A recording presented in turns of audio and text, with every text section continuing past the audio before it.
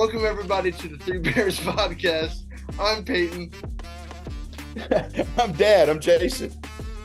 I'm Parker. Nice. And What's up, brother? We are a family. Some of you guys may know us, some of you may not. But the whole purpose of this podcast is we want to help you align your life and ministry for total balance in your everyday. That's kind of the point of this podcast. We're going to talk about different topics, various different things about ministry, about every single day, just to kind of get a complete view of what this podcast is. It's going to be kind of rough, right? We're three goofballs who are doing a podcast, and it doesn't help that we all find each other kind of hilarious. So if we'll go one by one, we'll start off with Dad, because he's kind of serious right now. Who's Dad? Yeah. Just kind of give an intro about who you are, what you like to do, and then we'll go to Parker next. My name is Jason, and I like to party. No, I'm just kidding. My name is Jason Abair. I am the missionary pastor at Lafayette, Louisiana, at Acadiana Baptist Church. Cindy is my wife, and we're blessed with these two guys as our children. I guess being the Three Bears podcast, I'd be Papa Bear, and every now and then on special episodes, we're going to bring Mama Bear in, and we're just really excited. As far as what I like to do, I love to preach. I'm actually in Hope, Arkansas right now, preaching a revival tonight and tomorrow. Yesterday started. On this recording, it's Tuesday, and just really thankful that me and the boys get to do this. We've been looking forward to doing it for a long time, and finally got everybody together where we could. So that's me. Parker, if you want to go next.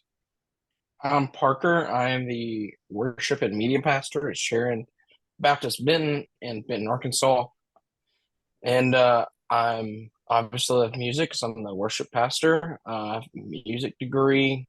I love doing media things and social media. And I love disc golf, real golf, and CrossFit. And that's really, it's the three layers to me.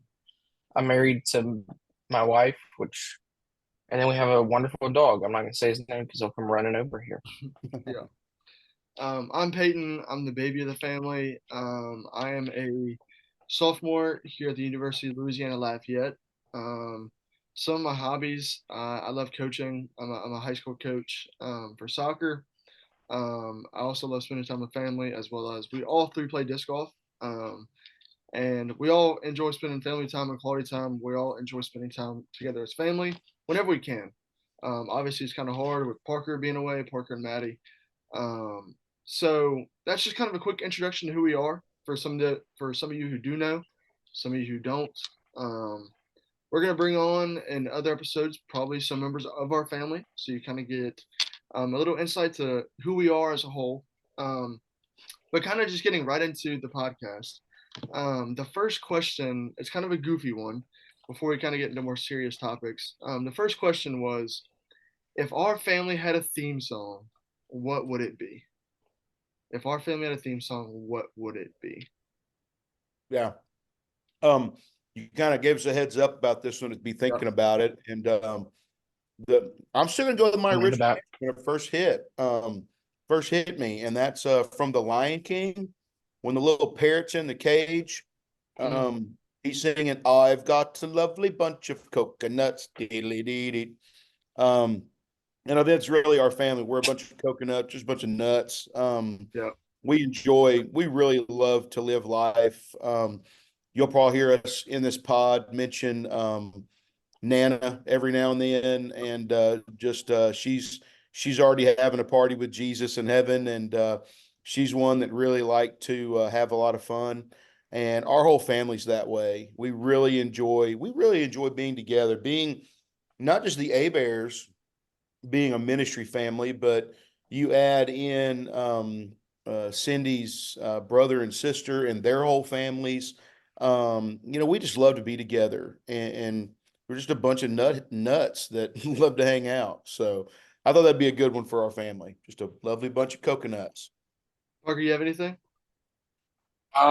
Immediately I thought Friends. Like, I'll be there for you.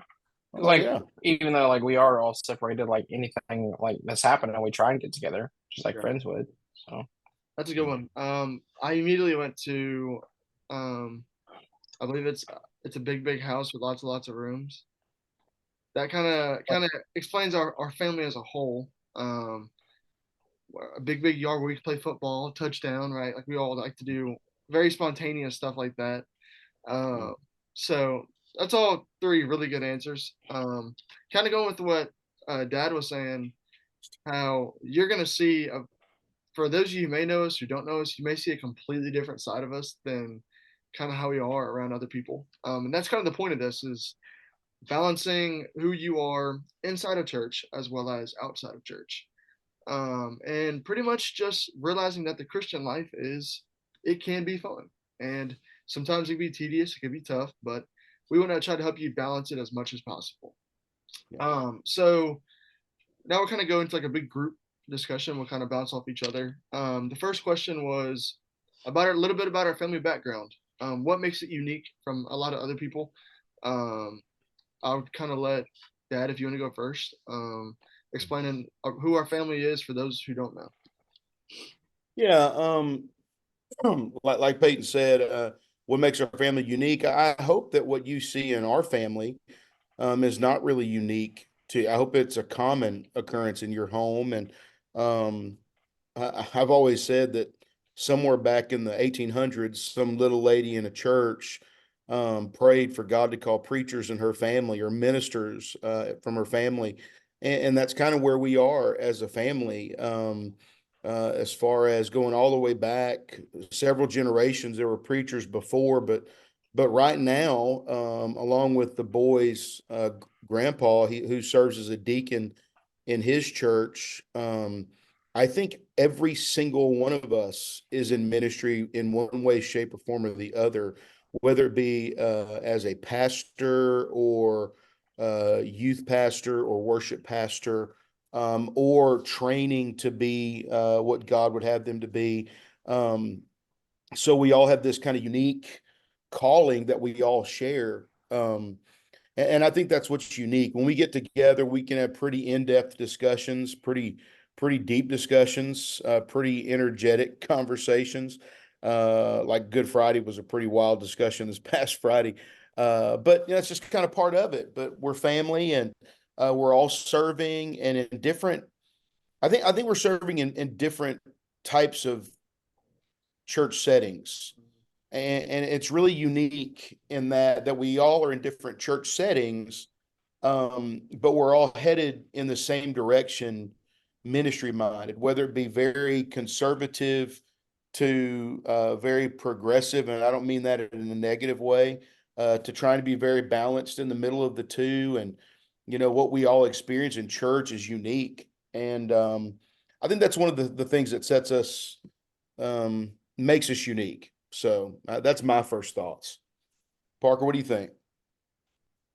I yeah, kind of like what you said. I mean, it's like we're all doing different things as far as ministerial wise,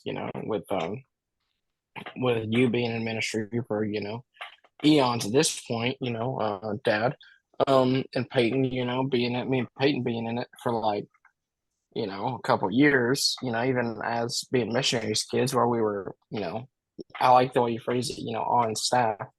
Um, Yeah. We were, essentially just like a mini church staff that we've all been in church, church work in all of our family in some form or fashion, for as long as I can remember, and then like even like all, which is this is not gonna sound the best, but like even all the females, they're married to pastors, you know. Right. So I mean, I think that's what sets us kind of apart from a lot of other families is that, whereas it might be one or maybe even two pastors in the family, it's like we all get together and it's like, hey, we're all ministers and we're all in church, on Yeah. church ministry in some form or fashion. Yeah. Yeah. And Peyton, if I could jump in real quick too, I'm looking at things pretty broad. If I bring it down to the three bears ourselves and including Mama Bear, we put everybody in this. I started preaching back in 1996. I'm coming up on 28 years of ministry this coming summer, and I've been everywhere from a very small country church to what we would consider a larger country church to a city church, and to pastoring, and then to planting a church in Lafayette. And like Parker's saying, you boys and mom especially all really took on ministry roles very early, took on adult responsibilities from the word go. And there was never a complaint and never a bitterness about it. And I think that's something I think through this podcast we'll be able to help people with. That's what I think.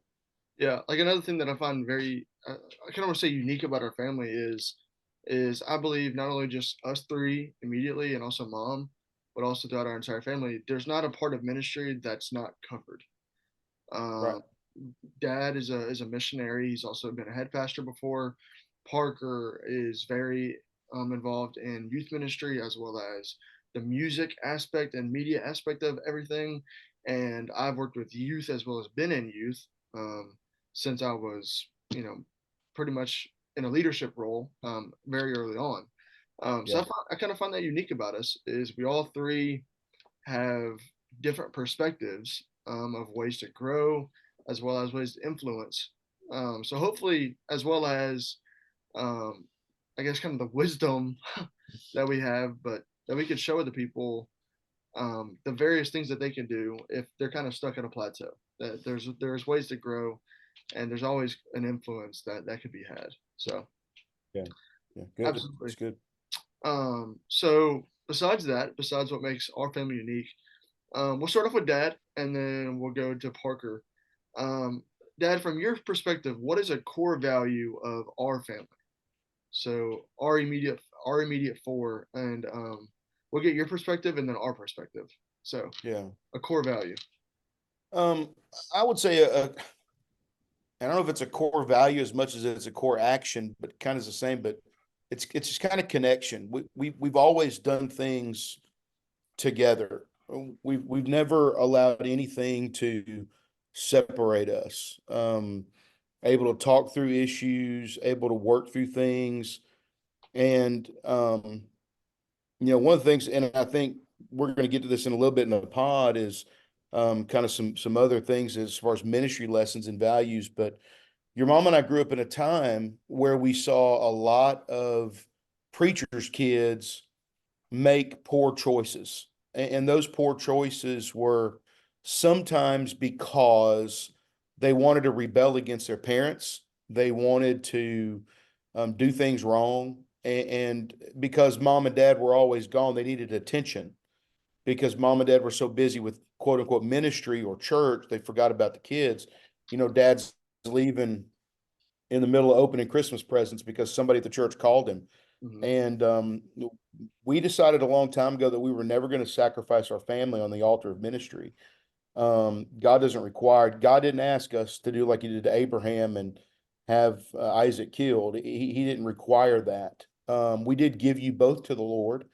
When you were younger, when you were infants, one of our first prayers for you was the day you accepted Christ as Savior and the life you lived. But connection and always being there for you, no matter what. And I think that's been something, a core value we've carried.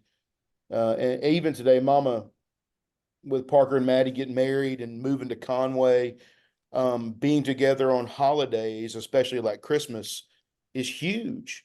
Just to stay connected. And that's it's not the easiest thing in ministry because we're all spread out and doing different things. But that's one of that's kind of my first thought that I think of. So That's good.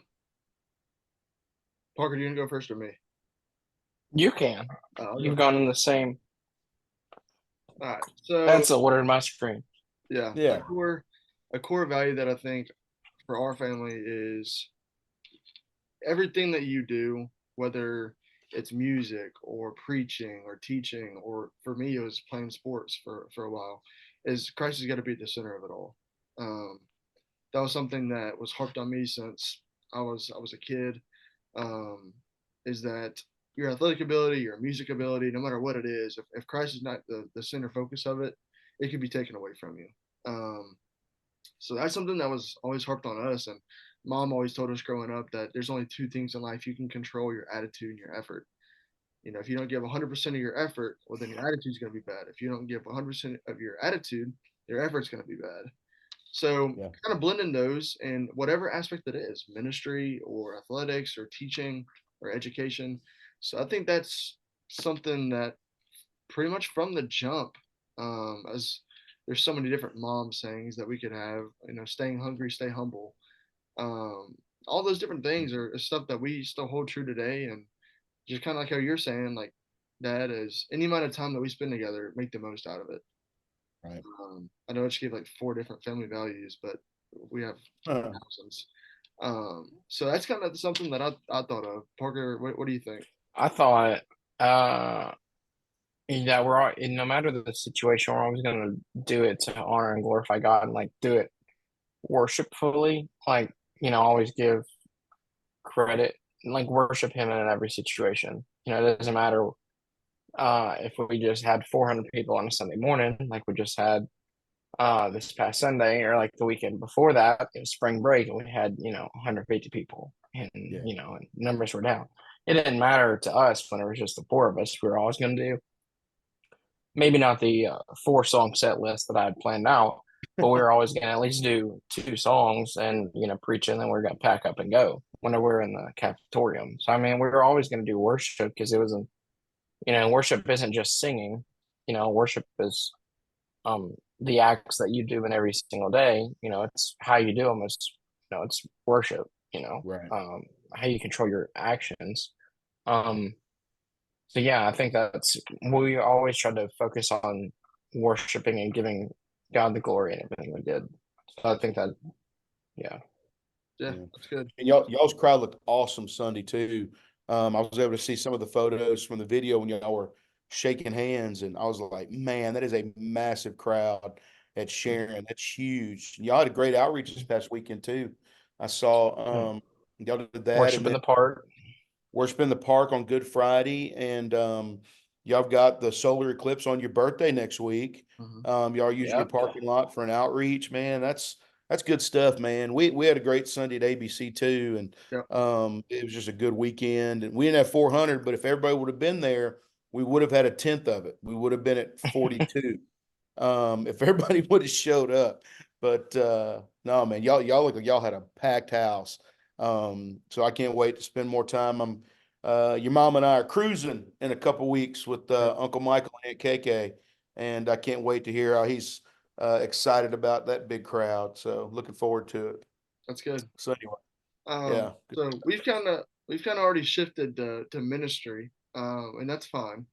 But a question that I had written down is not just family now, but from your own perspective, from everything that you've learned over the years, everything that you've kind of developed. What's a key lesson for other people, for those who are listening or watching? What's a key lesson about family and ministry? A key Parker, lesson. why don't you go first this time, bud? Family and ministry. Um, there's always going to be something that'll try and draw your attention away from your family. Mm. So like, there's always, and it's some of it is um actually like important ministerial work. But I've, like Dad just said, you never want to sacrifice your family at the altar of your ministry. I've had to figure out, all right, what is important and what isn't that important. Um, as to put like Maddie and mine's relationship first.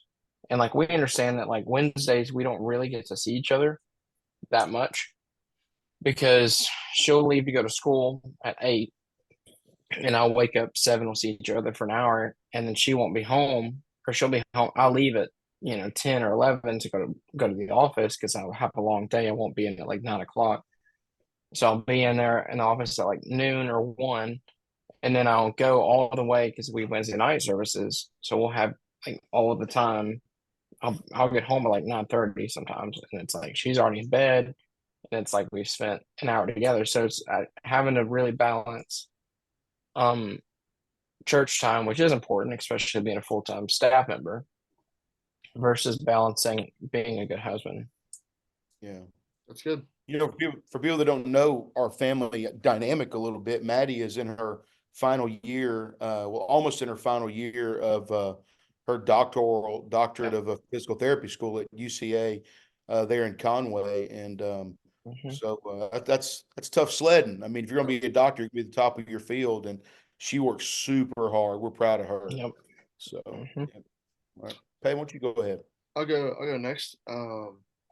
For about family and ministry is, I'm not married or anything, but um, the thing about always keeping Christ at the center of the family, because since I was born, me and Parker, mom and dad always told us that, a family that's built on Christ is going to stand. It's going to last. And trying to truly keep that in the center of everything that I've done, especially relationships, is once that is the main focus, then Christ can, if it's in His will, He'll bless it.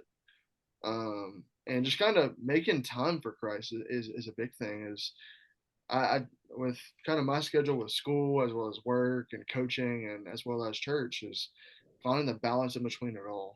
Um, is a hard thing, but it's something that takes work. And if the main priority is not Christ, then all the other priorities don't matter. So kind of doing that is keeping Christ at the main center of it all is something that I've kind of noticed in my life is making that the sole priority, the main priority. What about you, Dad? Yeah.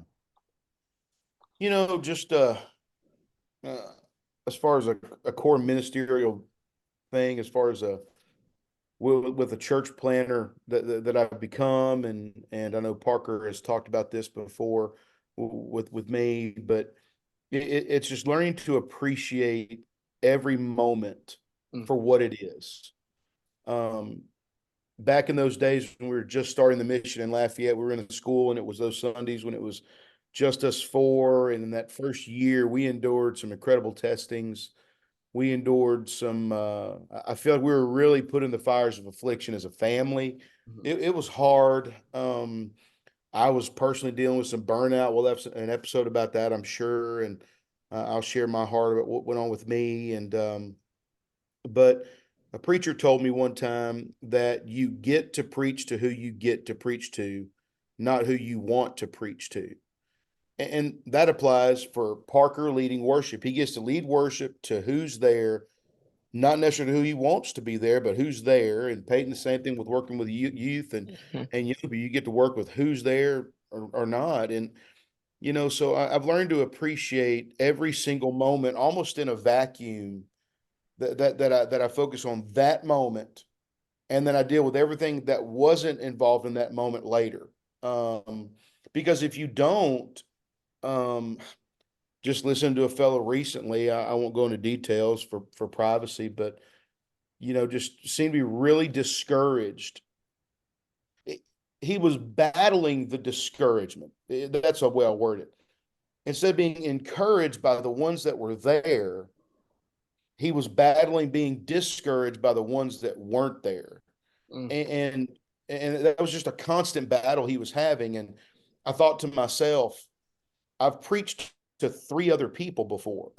That was my crowd, and they were there because they were in the car with me, So I've learned to just take every single moment as it is, and appreciate the moment that God orchestrated in that moment. And I think when it comes to ministry, if you can get to have that ability to put things in that vacuum, it's just right here, right now. It puts things in perspective for you. You deal with the ones that weren't there later. Mm. You reach out to them, you see what's up. You hmm put behind you the text message you got before church that, hey, we're sick, whatever. We have a family of six. We love them. The Holtons are awesome, and when a couple of them are sick, that for a small church, six people is a big lick attendance wise. So now I can honestly just simply say, man, we're going to miss you. We're praying for you and hope everybody gets well. Check on you later. Before I would be like, that's an entire pew missing. I mean, so I've hmm learned ministry wise, it's kind of shaped who I am today, to appreciate every moment for what it is. And that's when I go preach a revival, whether there's, as Parker said, 150 or 400 or 40 or 100, it doesn't matter to me. The numbers don't matter. Mhm. It's that moment that matters. And that's something that I've tried to really live for. And I've learned that on the mission field more than anywhere else. So that's something I think shaped me ministry wise. That's good.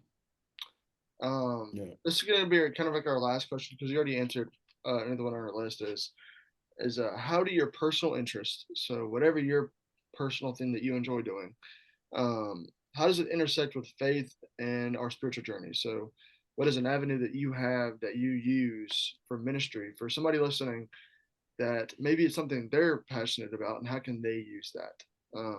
I'll go first because I've not gone first yet, but something that I'm passionate about, it's my job as well, is I love coaching, using the avenue of athletics to influence other people. Um, I've dealt with kids in middle school as well as high school, and being a 20-year-old high school coach isn't always the easiest thing.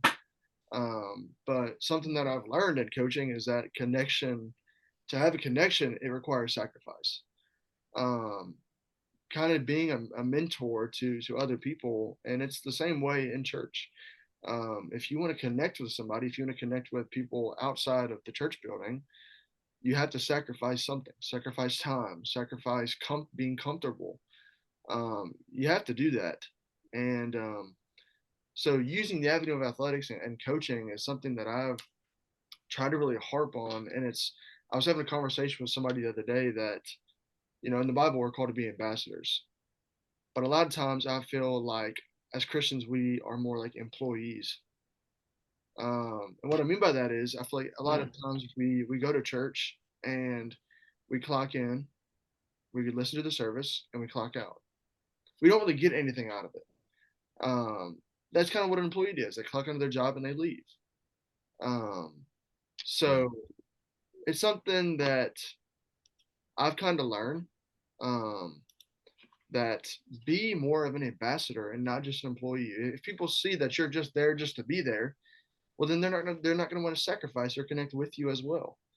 Mhm. So truly being an ambassador, whenever I think of an ambassador, you think of somebody like Steph Curry for Nike. He can't just, I mean, for Under Armour, he can't just end it one day. There's stuff that you have to go through, a process you have to go through. If we're going to be Christians, it's something, it's a patch or it's a badge. It's something you wear every single day, 24/7. So Mm. truly understanding that if I'm truly going to be a child of God, I'm truly going to be somebody who He wants me to be, then it's going to require sacrifice.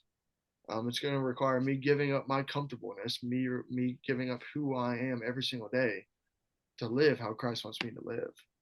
So using the avenue of Mm. sports, I've been able to do that is being vulnerable in front of other people, being vulnerable in front of other kids. Because I feel like a lot of times people think of us as church people that, oh, they're church people, kind of, they're different. Well, yes, we are different in a way, but we're called to be the same, if that makes Mm. sense. Mhm. So Right. kind of blending where don't be just somebody who goes to church and just clocks in and clocks out. Be somebody who Right. actually looks for ways to grow, looks for ways to be teachable, to be coachable, and to understand that. And that's something that I've had to tell my kids all the time coaching is be coachable, be teachable, and realize that everywhere you go, you're wearing that patch of our team. Yeah. That's the crest. That is exactly who you say you are. And any moment like that can ruin it. So Yeah. True. that's kind of something that I've learned over past couple of years I've been coaching kids is be a true and actual ambassador. Don't be an employee, and realize that to connect with other people, it's going to require sacrifice and getting out of Mhm. your comfort zone. So that's kind of something that I've learned. Y'all have anything about that, or whoever wants to go next? Go ahead, Parker. What do you think, buddy? What was the question again? I just want to make sure I phrase this correctly. How do your personal interests, right? So whatever your personal thing that you enjoy doing, intersect with faith and your spiritual journey. Okay.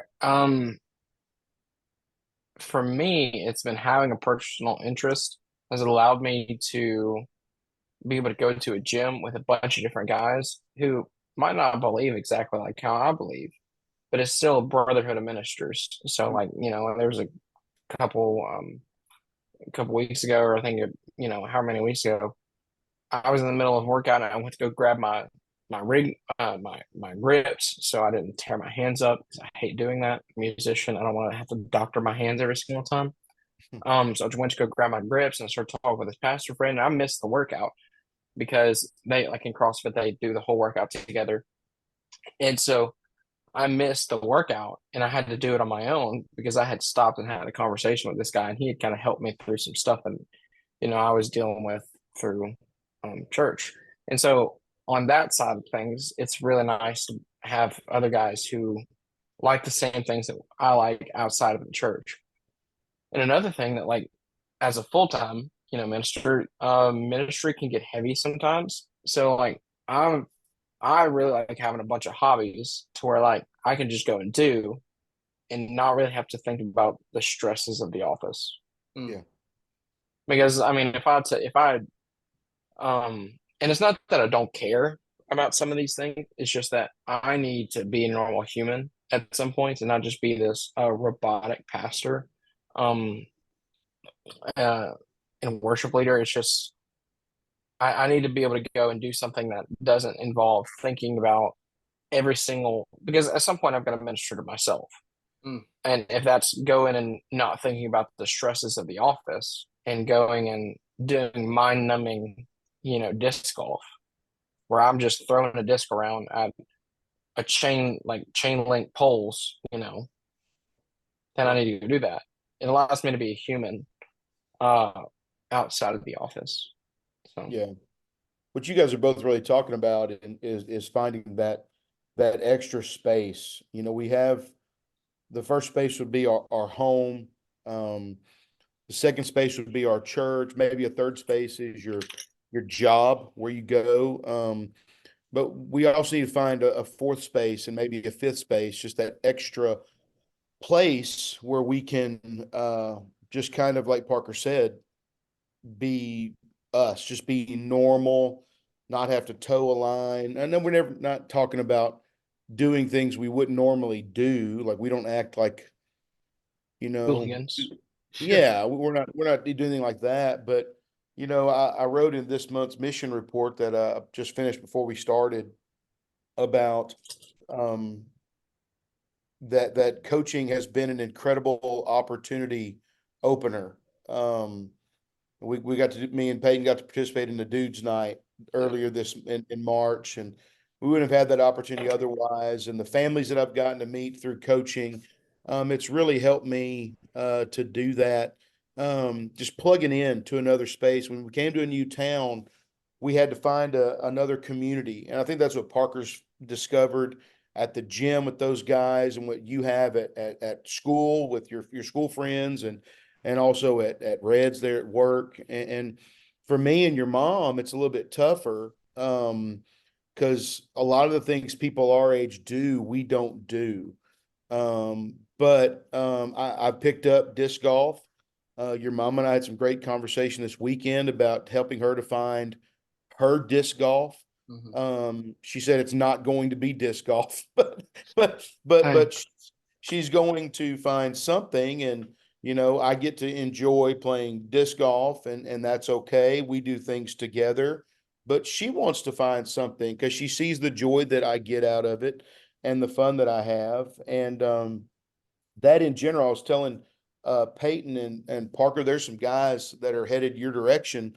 They were on their way from Houston up to Russellville, and they walked in, and a guy was wearing an Innova T-shirt, and the back of his Mhm. shirt said Team Innova.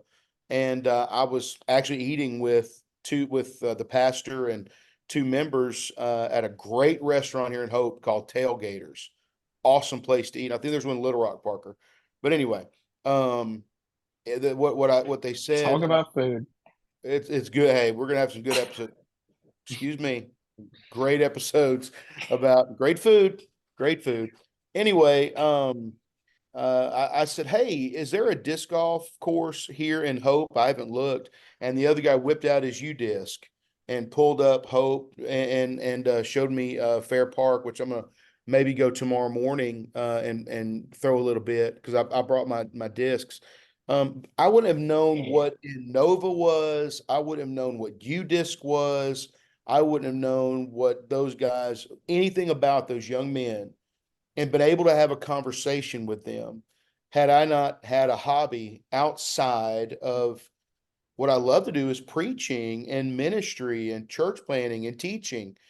I would have not had that opportunity had I not picked this up. I would have not known what Innova was. But I was able to make a small connection with two guys from Houston on their way to Russellville. And so I think that's one of the benefits of finding that fourth and fifth and even sixth space that we can all enjoy. It opens up a lot of avenues for ministry, but also avenues for personal relief.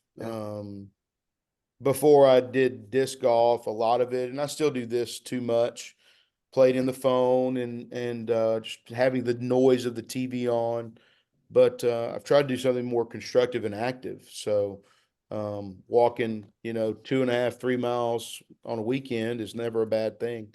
So anyway, that's my thoughts on that. Yeah, so that was the last question that I had. So before I close it down, do y'all have any final remarks, or if there's somebody listening, some like one thing that you kind of wanted to get across through all this? I guess I would say we want you to plug in and join with us every time we do the Three Bears podcast. We'll try and announce ahead of time who that next guest might be.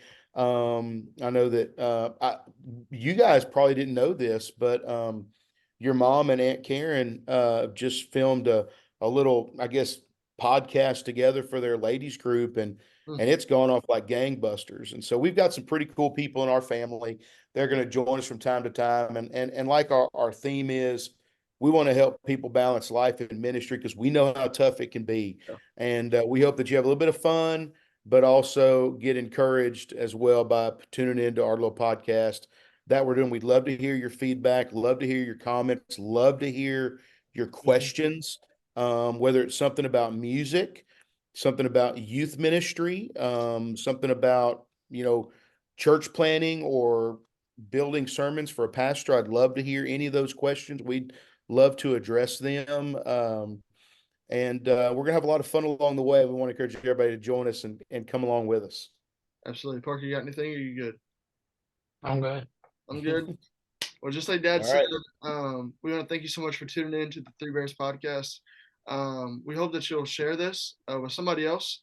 We hope you got something out of it, right? Whether that's finding a different avenue for yourself, expressing yourself more, and we hope that you got to know us a little bit more rather than what you may already know. So again, we want to thank you for tuning in to the Three Bears podcast.